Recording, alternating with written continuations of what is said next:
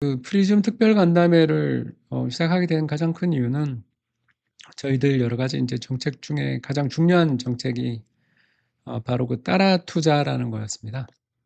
아시는 분들도 계시고 모르시는 분들도 있겠지만 간단하게 설명드리자면 프리즘 펀드나 프리즘 상품을 이용할 수 없는 상황에 처하신 분들을 위해서 저희들 포트폴리오를 아주 간략화하게 해서, 그러니까 인제 저희들이 12 개에서 14개 정도의 ETF를 활용해서 여러분들한테 서비스를 해 드리고 있는데, 그걸 좀 단순화해서 서비스를 제공하는 게 이제 저희들의 그 따라 투자라는 것이었습니다. 따투라고 불렸는데요. 그래서 인제 DC 계좌, 퇴직금을 잘 운용하는 데 어려움을 겪으시는 분들한테 그런 계좌들에서 따라할 수 있게끔 만들어 드린 계좌였는데, 이제 저희들이 미래에셋이라는 대형 증권사들까지도 이제 점점 펀드 판매의 그 범위가 넓어져서 더 이상 이제 따라 투자에 대한 서비스를 제공할 이유가 있는가에 대해서 고민을 하게 됐고요. 더 나아가서 저희들이 기존에 있던 상품들을 더욱더 잘 만들고 더 서비스를 제공해 나가기 위해서 이제 뭐랄까요? 인제 핵심 역량을 투입하고 있다. 그렇게 좀 말씀을 드릴 수 있겠습니다. 일단 오늘 목차를 보시면 프리즘 누적 투자 자문 규모가 3,350 억을 돌파해서 그래서 상당히 잘 나가고 있다라는 이야기고요. 그리고 인제 미래에셋에서 펀드를 오픈하게 됐던 그 효과, 그리고 앞으로 저희들이 인제 따라 투자는 어떻게 할 계획이다라는 거, 그리고 인제 매수 가이드 Q&A 순서로 한번 해 보도록 하겠습니다. 그래서 요 그림에 잠깐 나와 있는 바와 같이 2023년 3월, 불과 인제 2 년하고 한 8 개월 전쯤에 저희들이 서비스를 런칭했는데요. 그때 런칭한 다음부터 인제 지금 3,350 억이니까 상당히 가파른 속도로 인제 성장을 하고 있다, 이렇게 말씀을 드릴 수가 있겠습니다. 특히 작년 11 월이 895 억이었던 거 생각하면 거의 한 3배 반 정도 성장을 했다고 볼 수 있겠습니다. 그래서 작년 연말에 저희들 AUM 운용 자문 자산 잔고가 1,000 억이다라고 자랑했던 게 엊그제 같은데, 올해 연말에는 한 3,500 억이나 4,000억 사이에서 한 해를 마무리하지 않을까 생각됩니다. 그리고 저희들 우리 이렇게 많은 분들이 방송을 기다려 주시는 데에서도 알 수 있듯이 저희 고객님들 또 저희들에게 관심을 가져 주시는 많은 분들이 존재하기에 가능했던 성과가 아닌가 생각합니다. 특히 인제 저희들이 오늘 좀 특별하게 말씀드릴 게 바로 DB 자산운용과 함께 만든 프리즘 EMP 펀드가 되겠습니다. 그러니까 EMP라는 표현에서 알 수 있는 것처럼 이제 그 "ETF를 활용해서 운용하는 포트폴리오다." 이런 뜻이 되겠고요.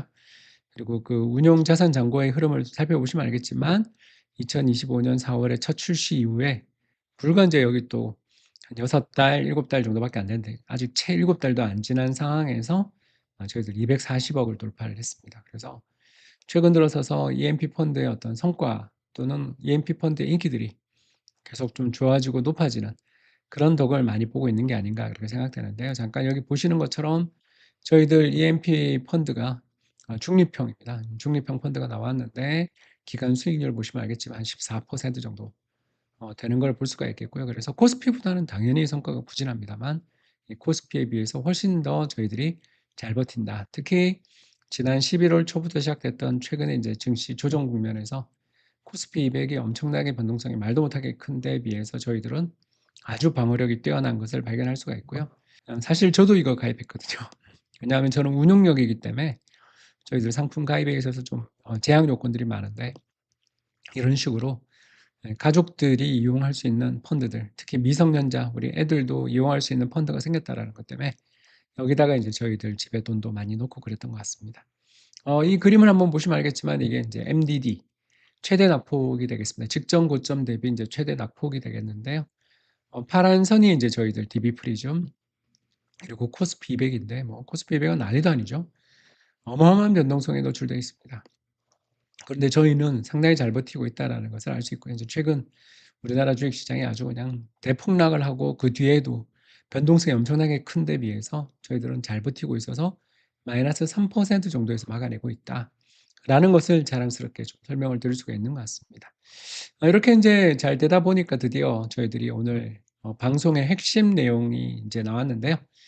바로 이전에 저희들이 고맙게도 삼성증권, NH투자증권, DB증권 등을 통해서 판매를 하고 있었는데 거기에 우리투자증권 그리고 유안타증권이 추가되고요. 이번에 미래에셋증권과 드디어 은행이 들어왔습니다. 이게 이제 오늘 방송에서 핵심인데요. 특히 IBK은행은 어떤 상품을 살 수 있냐면 바로 퇴직연금 상품을 가입할 수 있습니다. 보시는 것처럼 미래에셋증권은 셋 다 가능합니다. 일반 계좌 ISA, 연금저축 그리고 퇴직연금까지 모두 가입이 가능한데 이번에 새로 추가된 IBK은행은 연금 상품만 가입이 가능하다라는 것을 말씀을 드릴 수가 있겠습니다. 그래서 삼성증권 같은 경우는 이 미래에셋증권과 함께 모두 다 가능하고 NH투자증권도 역시 모두 다 가능하다라는 것을 알 수 있습니다. 그래서 저희 집에서는 집 근처에 NH투자증권이 있어서 여기서 가입을 했고요. 제 퇴직연금은 미래에셋에서 지금 펀드 가입을 했습니다. 이런 식으로 우리가 운영을 할 수 있게 됐다라는 게 정말 기쁜 일이고요. 근데 이제 프리즘 앱이랑 펀드에 어떤 차이가 있냐 이렇게 물으시는 분이 있을 텐데요. 보시는 것처럼 앱 가입도 필요 없고 그냥 증권사 가서 가입하시면 됩니다. 그리고 또 우리는 리밸런싱 할 때는 코칭할 때 고객 승인이 필요한데 그냥 자산운용사가 알아서 합니다. 그런 것들이 참 편하고요. 그리고 특히 여기 다계좌가 가능하다는 게 되게 장점입니다. 저희들 그 신한투자증권을 통해서 자문 서비스를 가입하시는 분들은 아시겠지만 각 계좌 한 개씩만 가능해서 예를 들어 연금저축 1, 2 이런 식으로 운영을 못 하거든요. 예를 들어 연금저축 성장형, 연금저축 중립형 이렇게 두 개의 계좌를 만드는 게 저희는 안 되는데 다계좌 투자가 가능하다는 게 굉장히 큰 장점입니다. 그리고 자문 계약이 필수인데 비해서 삼성증권만 자문 계약을 해야 되고 나머지는 다른 게 필요 없다라는 측면에서 펀드 상품도 가지고 있는 장점이 꽤 크다. 그래서 CMA, 연금저축, 다계좌를 프리즘 포트폴리오로 운영할 수 있고 특히 미성년자랑 해외 거주 고객도 가입할 수 있다. 와, 이게 진짜 이제 정말 중요한 포인트라고 할 수 있습니다. 그래서 제 아들내미 둘째가 지금 고1인데 그 녀석에게 제가 예전에 증여해 줬던 돈들을 잘 운영하고 있었는데 그걸 이번에 중립형 펀드로 가입을 시켰다. 이렇게 이제 오늘 아까 좀 자랑을 드린 바 있었습니다. 자, 이제 프리즘 앱의 따라 투자에 대해서 이제 좀 설명을 드리자면 직접 운용하는 퇴직연금이라는 주제에서 금방 아실 수 있는 것처럼 이 퇴직연금은 다양한 규제가 있어서 저희 프리즘 자문을 못 쓰는 경우가 있었습니다. 그런 경우가 실제로 있죠. 그렇기 때문에 IRP라든가 ISA 이런 계좌는 마음대로 우리가 운영을 할 수 있는데 퇴직연금 DC 계좌, 다시 말해서 우리 개개인이 펀드 매니저처럼 운용하는 퇴직연금이 DC 계좌죠. 이 DC 계좌에 있어서는 지금까지 우리가 자문을 해드릴 수가 없어서 공짜로 그냥 포트폴리오만 제공했습니다. 그랬는데 이제 드디어 펀드로 운용을 하게 된다면 프리즘 펀드를 하나 딱 하는 순간 그냥 가입이 되는 거죠. 그래서 자동 리밸런싱 되고 다계좌도 할 수 있게 됐습니다. 그래서 이제 DC 계좌를 운영하고 계시는 분들은 그 회사에서 연계되어 있는 증권사가 굉장히 중요했는데 그동안 삼성증권, NH증권 등등 수많은 증권사들이 많이 계좌를 갖다가 저희들이 DC 계좌에서 운용을 할 수 있었습니다만 이번에 미래랑 IBK은행 그리고 DB증권, NH증권, 삼성증권, 유한타증권 등이 다 이제 운용이 가능해진 거죠. 그러니까 이제 저희들 기존에 하고 있었던 이 따라 투자 서비스를 계속할 이유가 없어졌죠. 그래서 내년 초에 서비스를 종료할 예정입니다. 그래서 내년 초에 퇴직연금 관련돼서 저희들이 그동안 한 4년 가까이 이 서비스를 꾸준히 제공해 드렸는데 이제는 거의 필요가 없어져서 그냥 펀드 가입하시면 되니까 그렇게 해서 저희들은 이제 따라 투자 서비스, 퇴직연금에 대한 따라 투자 서비스를 종료하겠습니다. 자, 그래서 이제 가이드를 한번 잠깐만 설명 보시면 퇴직연금에 가서 미래에셋 증권에 가서 여기 가서 이제 연금 가셔서 금융상품 매매를 누르시면 되고요. 여기 가셔서 이제 프리즘이라고 검색하시면 되겠습니다. 다시 합니다. 연금 가서 당신의 연금에 가서 금융상품 매매라고 연금 매매를 가고요. 거기서 프리즘 보이시나요? 프리즘이라고 검색을 하시면 바로 밑에 뜹니다. 그래서 여기다 돈을 넣고 그냥 가입하시면 되겠습니다. 그래서 투자 성향과 위험 등록들 이런 것들은 당연히 하셔야 되는데 웬만하면 그냥 너무 안정적인 그런 성향이라고 본인 그만 안 하시면 가능하겠습니다. 그래서 중요 사항을 모두 확인한 다음에 다음 넘어가시면 매수하시면 끝납니다. 그래서 사실 이 프로세스가 되게 길어 보이지만 대부분의 금융 상품에서 여러분들이 거쳐가는 과정들에 비하면 사실 그렇게 어렵지 않은 내용들이니까요. 여러분들 금방 하셨으면 좋겠습니다. 그래서 펀드 매수를 하고요. 그리고 펀드 판매 개시 이런 것들에 대해서는 이제 저희들이 다 말씀을 드렸으니까요. 그리고 이거 이외에 연금저축, ISA, CMA 이 방법들도 전부 다 저희들이 공지사항에다 올려놓고 링크도 끼워놨으니까 DC형 퇴직연금의 가입에 대해서만 지금 설명을 드렸지만 다른 것들도 충분히 여러분들한테 설명을 드릴 수 있으니까요. 이 정도로 이제 넘어가도록 하겠습니다. 자, 이제 펀드 관련돼서 각종 여러 가지 운용을 하겠습니다.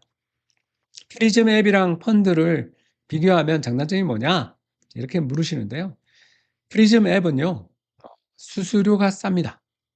당연한 게 왜냐면 저희들이 직거래를 해드리잖아요. 그래서 0.5% 그리고 부가세 6.5%, 0.05%에서 총액 0.5%의 연간 수수료만 부담하면 되니까 프리즘 앱에서 가입하시는 게 제일 좋습니다.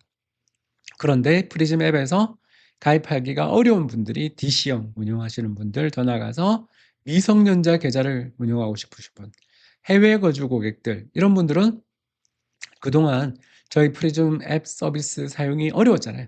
그런 분들을 위해서 펀드를 만들었다. 이렇게 볼 수 있겠고요. 더 나아가서 다계좌를 운영하고 싶다. 나는 지금 성장형 하는데 중립형으로도 운영을 좀 하고 싶어요. 하시는 분들은 이렇게 펀드 상품을 추가로 가입함으로써 포트폴리오를 다변화할 수 있다 생각되고요. 프리즘 펀드를 매수하는 경우에 수수료 납부 방식 어떻게 되냐요? 되는데 선취형도 있고요. 클래스별로 수수료가 다 많이 다른데 대체로 저희들 프리즘 앱에서 나오는 것보다는 수수료가 약간 더 높다. 그건 어쩔 수가 없습니다. 펀드를 저희들이 만든 게 아니라 DB 자산 운용과 함께 만들었기 때문에 아무래도 좀 비용이 더 들 수 있다라는 점은 여러분한테 죄송하다 이 말씀 꼭 드려야 될 것 같고요. 그다음 중립형 말고 더 공격적인 프리즘 펀드 출시 계획이 있나요? 당연히 있습니다. 저희들 모 운용사와 함께 또 새로운 프리즘 펀드를 출시하기 위해서 노력 중이고요. 그 프리즘 펀드의 스타일들은 아까 말씀드렸던 것처럼 중립형 이외의 상품들, 성장형이라든가 안정형이 될 것입니다. 그렇기 때문에 가능성이 충분히 높다고 볼 수 있겠고요. 다음, 신한은행이나 우리은행 같은 다른 은행에서 프리즘 펀드를 갖다가 살 수 있느냐라는 질문에 대해서는 노력 중이지만 쉽지 않다. 이 말씀을 드릴 수밖에 없는 것 같습니다. 저희들이 4월 1일 날 프리즘 펀드 출시한 다음에 거의 한 7달이 지나서야 지금 간신히 IBK 은행, 그리고 NH투자증권, 미래에셋증권, 삼성증권 등등을 저희들이 뚫을 수가 있었잖아요. 그런 것처럼 다른 은행들에 대해서도 역시 저희들이 많이 마케팅 노력을 하고 있습니다만 언제 된다라고 단언하지 못하는 게 현실적인 어려움이 있다라는 것, 여러분한테 정말 죄송하다 말씀을 드려야 될 것 같고요. 저희들 프리즘이 앞으로 더 운용 자산 규모도 커지고 금융시장에서 더 큰 영향력을 행사하는 그런 큰 운용사가 된다면 점점 더 이 시기들은 빨라질 거라고 생각합니다만 아직까지는 조금 더 시간이 걸리는 것 같다라는 그런 죄송한 말씀을 드려야 될 것 같습니다. 다음은 기타 Q&A가 되겠는데요. 왜 CMA 계좌에서 버퍼 비율을 한 5%로 하냐? 이런 질문들을 참 많이 주시는데요. 간단하게 말씀드려서 최근에 우리나라 주식시장이 또 우리나라 골드 시장이 너무나 변동성이 커서 여러분들 운용을 해드리는 과정에서 리밸런싱을 저희들이 신속하게 해드리는데 그 리밸런싱을 하는 과정에서 그러니까 다시 말해서 내가 가지고 있는 돈보다 더 많은 주식을 사게 되는 일들이 벌어졌습니다. 그런 식으로 미수계좌 발생하게 됐다라고 해서 여러분한테 알림이 가게 되면 스트레스 받으시는 분들 되게 많더라고요. 그래서 저희들이 백테스트를 좀 해봤어요. 9.11 테러 같은 일들이 벌어지거나 2008년 글로벌 금융위기 같은 일들이 벌어져서 주식시장에서 실시간으로 어마어마하게 자주 리밸런싱을 해야 되는 일들이 벌어지게 되더라도 미수가 발생하지 않게, 그러니까 돈 없으면서도 주식을 산 것, 이게 미수잖아요. 그런 미수 계좌가 발생하지 않도록 만들어 보기 위해서 역시 시뮬레이션 열심히 돌렸더니 대충 한 5% 정도의 현금을 보유하고 있으면 충분히 미수 계좌 발생 신호가 발생하지 않는다라는 것을 알게 됐습니다. 그리고 이 5%를 현금으로 가지고 있으면 저 돈이 그냥 놀고 있는 거 아니냐라고 질문하시는 분이 많은데 예수금 계좌에 있는 돈들은 이자가 붙습니다. 왜냐? 여러분들도 다 잘 아시는 것처럼 증권사도 금융기관이기 때문에 자기들 가지고 있는 CMA 계좌에 있는 들어와 있는 돈에 대해서 이자를 지급합니다. 그러기 때문에 여러분들 저 놀고 있는 현금이 아무런 수익을 창출하지 못하는 게 아니라 사실은 단기 금융 상품에 들어가 있는 꼴이다. 그거랑 비슷한 효과를 기록할 수 있다라는 점 말씀드리고 싶습니다. 두 번째, 프리즘에서 배당 중심의 포트폴리오를 구성하지 않는 이유가 있나요? 라고 질문을 많이 주셨는데 일단 저희들은 TR, 다시 말해서 토탈 리턴을 추구합니다. 그래서 배당 받은 거를 다시 재투자하시는 식으로 꾸준히 투자를 해 나가고 있기 때문에 사실 배당 투자는 지금도 하고 있는 중입니다. 다만 슈드라든가 그죠? 그러니까 미국의 다우존스 배당주 지수 같은 이런 특정 지수들을 추정해서 "왜 투자를 하지 않아요?"라고 질문하신 분이 많은데 세금 문제가 커서 그렇습니다. 해외에서 발생하는 세금 그 배당에다가 우리 국내에서 발생하는 이자랑 금융소득을 합산해서 2천만 원 넘으면 어떻게 되죠, 여러분? 예, 금융종합과세를 맞게 됩니다. 그래서 고객님들이 금융종합과세를 맞게 돼서 아주 고율의 세금을 두들겨 맞을 가능성이 있다라는 걸 알고 있는데 배당주에 그렇게 올인해야 될 이유를 찾기가 어려운 거죠. 다행스럽게 이번에 정부 정책이 바뀌어서 배당 분리과세가 적극적으로 적용되고 또 대만이나 다른 나라처럼 최고 배당 소득세율이 뭐 27%, 25%로 제한되는 그런 일들이 벌어지게 된다라면 우리도 배당을 포함한 지수 투자 이런 것들을 적극적으로 고민하게 될 겁니다.